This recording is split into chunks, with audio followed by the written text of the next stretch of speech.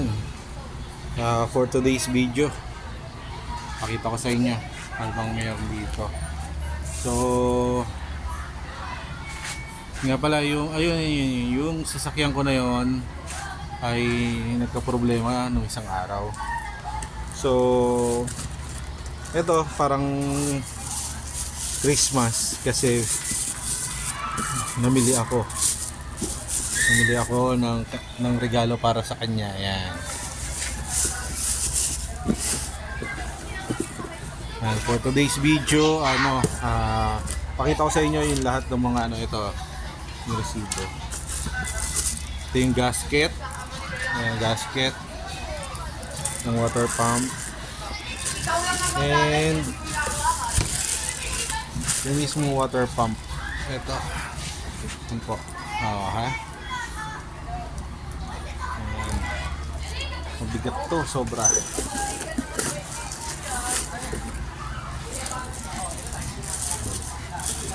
Dito tayo sa tapat ng ng food hall ng SM So titingnan natin yung pinadala sa akin. May pinadala kasi sa akin si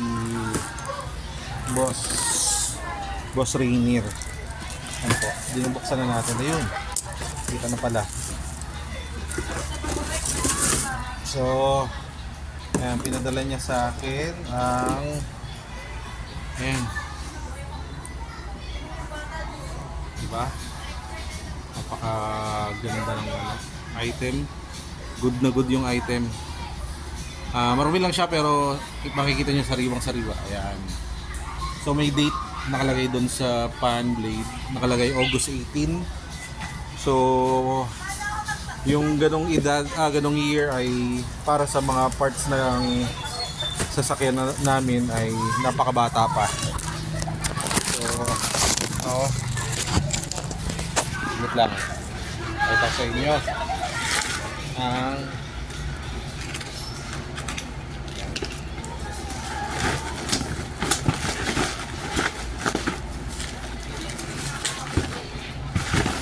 so ito. Ayan, ang aking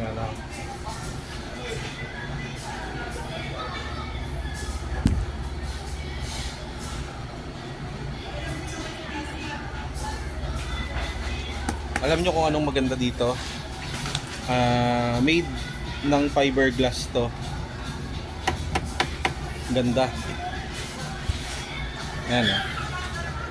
Tapos itong tandem niya, ito siya pag nakakabit sa ganito siya pag nakakabit sa sasakyan. Ayan. So magtataka kayo bakit ganyan, may ganyan. Para yung suction ng hangin, buong radiator, kasi rectangular ang radiator. So magsisilbi siyang parang, alam mo yung reducer, parang ganon, para sakto lang dun sa bilog ang tapos ang kanyang ayan, napakaganda mahigpit. Ayan. Mahigpit pa siya.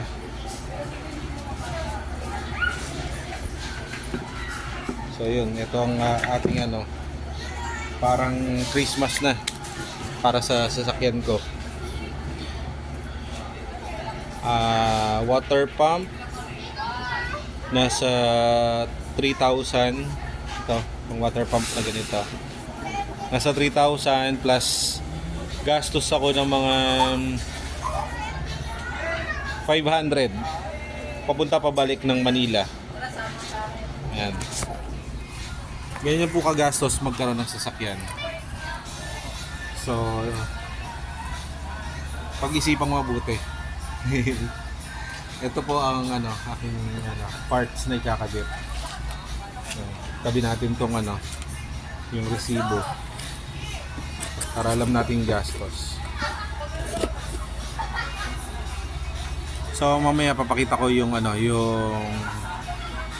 kung paano ko siya baklasin at gawain. Thank you.